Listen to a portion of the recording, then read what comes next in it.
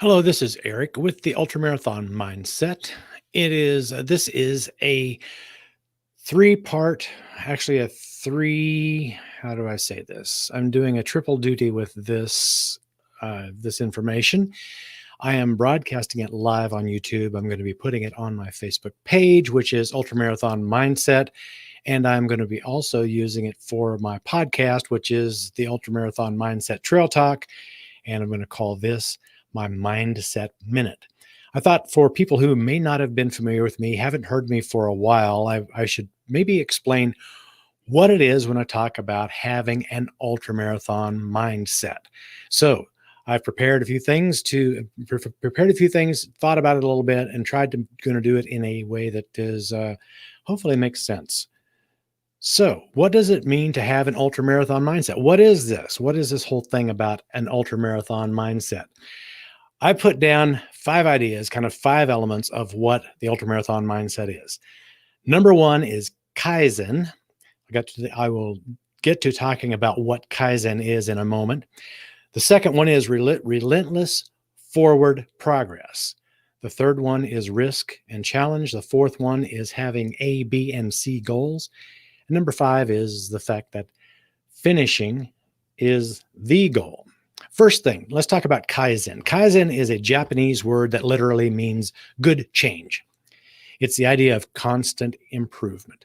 If you have ever listened to Tony Robbins, he talks about Kaizen, and he kind of made up his own term, Kanai, constant and never-ending improvement.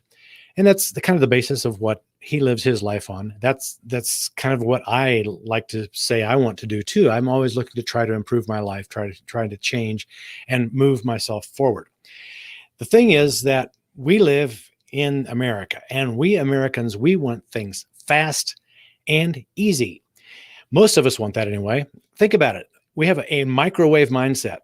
On the microwave, I would guess, I did not research this before, so I don't know if my facts are true, but I would imagine an American even invented the microwave. We want things that are going to go fast.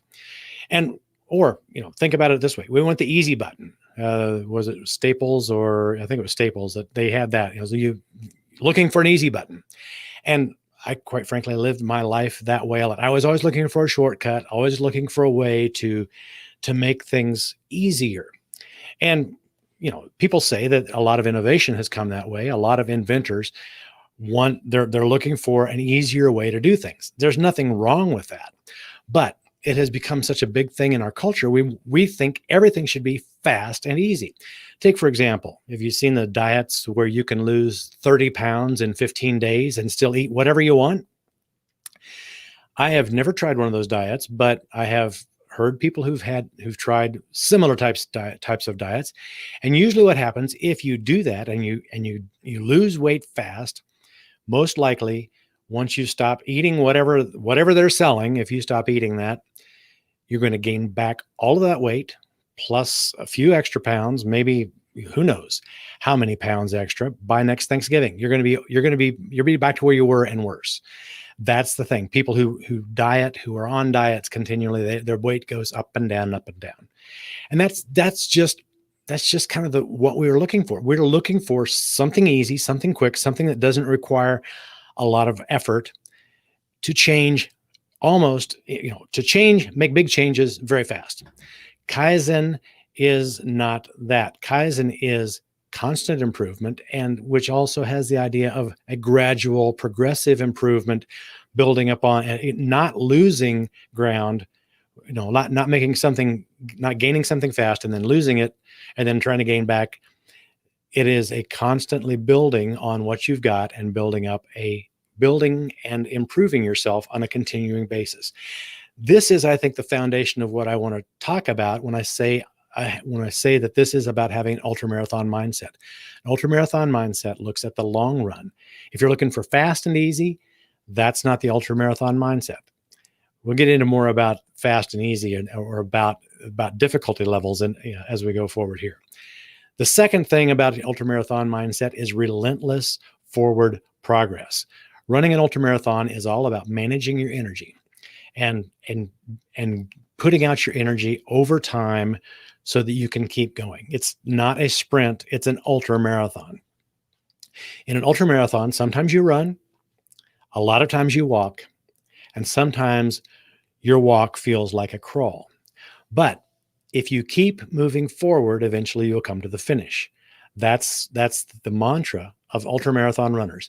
Relentless forward progress. It doesn't matter what you face, that you keep moving forward. Now, in an ultramarathon race, you will sit down and you will rest. There are times of rest, but the mindset of an ultramarathon runner is that when you sit, that you also have a clock running in your head of like, I'm not going to sit here for too long. I'm going to get back, and I'm going to get back to moving down the trail toward the finish line. That's the ultramarathon mindset. The third is risk and challenge. Risking failure is at the heart of what it means to have an ultramarathon mindset. That is part of what drives ultramarathon runners, is that the fact that there's a huge challenge and a big risk in running that far, because it's very likely that you will fail. You can do everything right. You can have all your training down. You can be in good shape, have all of your hydration and all of your fueling, and do everything right. And something can still happen along the road. One wrong step, you can turn an ankle. A downpour can come and turn the trails into mud. There are a lot of ways that a ultramarathon race can go wrong, even if you've done everything right. There's a big risk of failure, and most people who run most ultramarathon runners who run long distances will have at least one DNF, did not finish the race, on their stats. But on the other side there's nothing like the feeling that you get of facing those challenges and overcoming, pushing through, and getting to the finish line, knowing that you had to overcome a lot of pain, a lot of things that you didn't expect to get to that finish line. That sense of accomplishment is what drives us to overcome those challenges. The fourth thing is having ABC goals. Now, the A goal for most ultramarathon runners, that's the time we want to have. That's the time, if everything goes right, if all the fueling and nothing bad happens, that we think we might be able to get to that finish time if everything goes right. The B goal is right below that. That's kind of what we know we can do. It's like, okay, even if I run my slowest, here's the time that I'm going to come across the finish line. Now, the C goal is just get me across the finish line. As long as I beat the cutoff time, and whoever's sweeping the course and picking up all the markers behind me, if I cross in time, I just want to get to the end and finish. That's a varying levels of goals. Now, and that is, for most of us, it's good to have those kinds of goals. If everything goes right, here's what I can do. If I face challenges, here's what I expect that I can do. If things go wrong, and then bottom line is, I just want to succeed and cross the finish line. Number 5 is tied to that. Finishing the race is the goal. That is the ultimate goal for every ultramarathon runner, to make it across the finish line, because ultramarathon is usually considered an extreme distance. It's something that not very many people will push themselves to go that far. Whether you run, whether you walk, whether you crawl, the distance that you run is actually more important than the speed that you run it. Getting across the finish line in itself is an accomplishment. That is something to be proud of. No matter what happened during the race, no matter how fast, even if you were the very last person across the finish line, it's rewarding to know that you've gone that far. So what is the ultramarathon mindset? It is the mindset of just these 5 things of building slowly, always improving, and the ultimate goal is whatever it takes to get yourself across the finish line. So no matter what obstacles you face, to keep pushing forward, to not rest, to not take it easy, to not give up, to not let your mind talk you out of saying, oh, this is tough, why don't you quit? Oh, you're tired, You don't have to do this. None of us have to do this. We go out by choice and push ourselves to do things that most people can't do. That's what it is to have an ultramarathon mindset. And so whether you want to run 50K, whether you want to run 50 miles, whether you want to run 100 miles, whatever big goal you have in running, that's kind of what I'm talking about here, is having the mindset to be able to push through and do things that most people don't believe they can. In fact, you may not believe you can right now. If I looked at myself 5 years ago to where I'm now, and you had told me that I was going to be running 100-mile trail races, I would have said, you're crazy. That wasn't even on my radar 5 years ago. But now it's normal. Yes, I know I can go out and I can run 100 miles. I have to do the training. I'll have to do all the preparation, but I have that mindset. And even before I made my goal, I had the mindset. I know I can do it. I knew that it was possible.